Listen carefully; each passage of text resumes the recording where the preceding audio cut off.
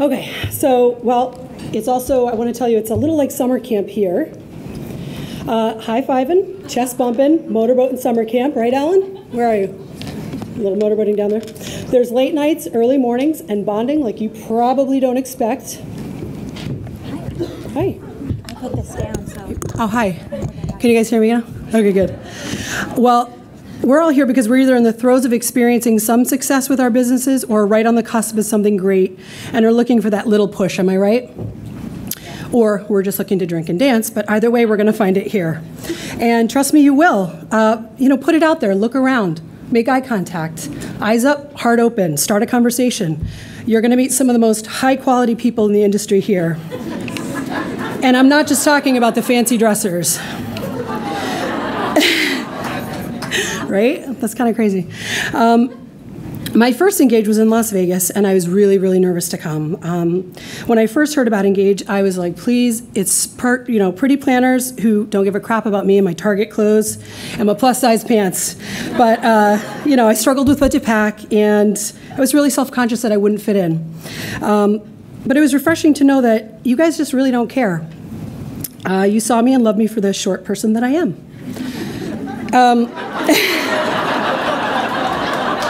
Sorry, Angela. Well, it felt really good. I bonded with so many people at that Engage and all the rest. I keep in touch with most everyone I met and look forward to meeting more people each time I come. I love my Engage community so much. Sorry, I gotta write this down, guys. So I ask you this. How's your community at home, outside of this crazy summer camp bubble, and what is your part in it?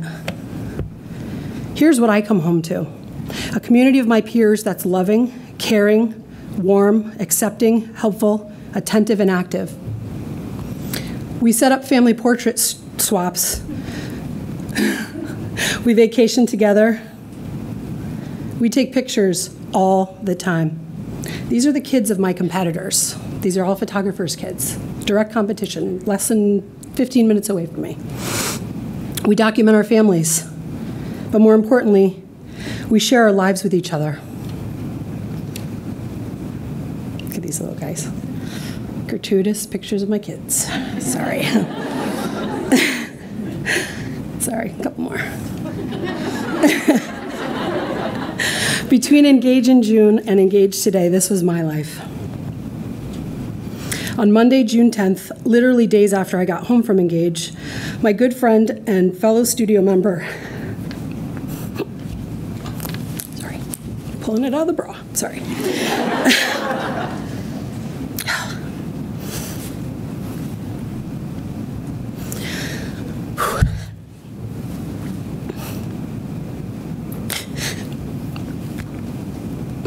Sorry, guys.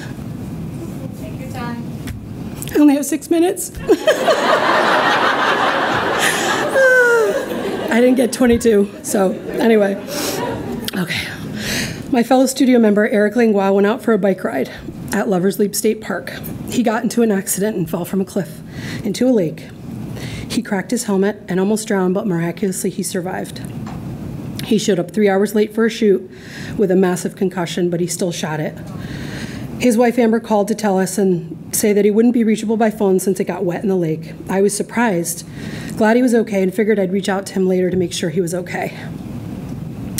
I woke up the morning of June 12th to a voicemail and text from Amber. She told me Eric was missing and to call her as soon as I woke up.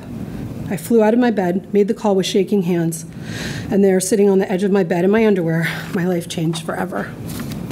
Eric went back to look for his bike and never came home. She was scared, needed my help searching. Could I round some people up? My stomach dropped. If I posted it on Facebook, then it would be real. You guys know how that is, right?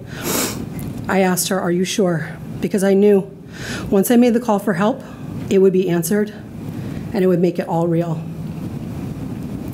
And so, we searched into the night each night.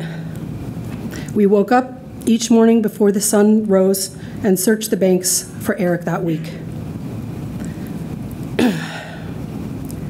We called his name and heard it echo across the valley. We waded in that river hoping to find him and hoping to not find him at the same time. And it was nothing like the movies. We didn't all hold hands and walk in a line through a field looking with search dogs. The terrain was terrifying and dangerous. It rained like crazy, There was little to no official presence for us, but hundreds of eager volunteers willing to help, ready to do anything we needed. But you all, you called, you texted, you sent food to the bridge for all of us volunteers. You donated money and meals to Eric's pregnant wife and kids. You counseled me on the most effective way to use Twitter. You designed Eric's prayer card. Most importantly, though, you listened. And we're all just wedding vendors, right? Wrong.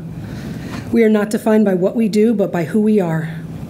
We are people first, friends, sons, daughters, moms, dads.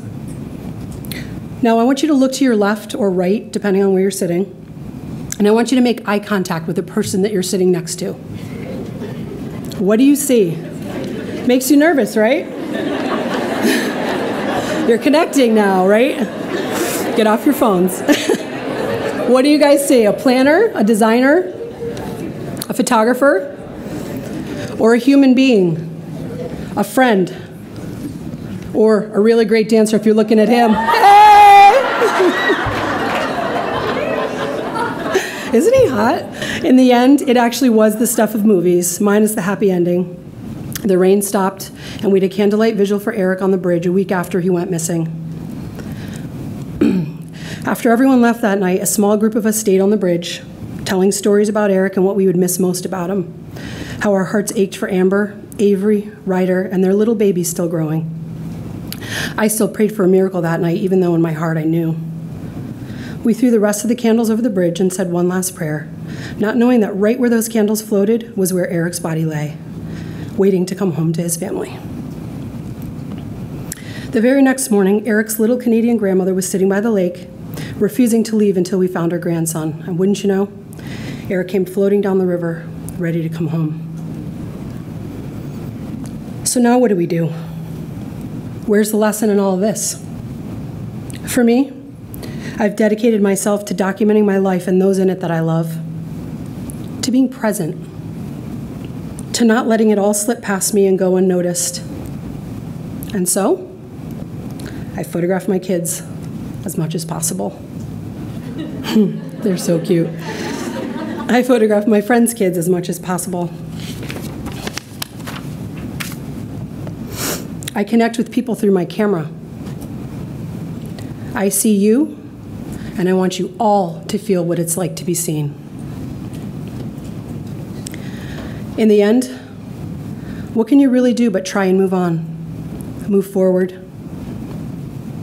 but never forget?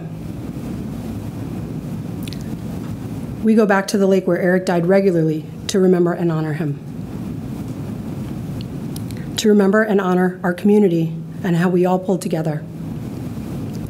The hurt I feel still from loving so hard is returned to me 1,000 times more with the way that you all love me back, and I will continue to go through my life, eyes up and heart wide open.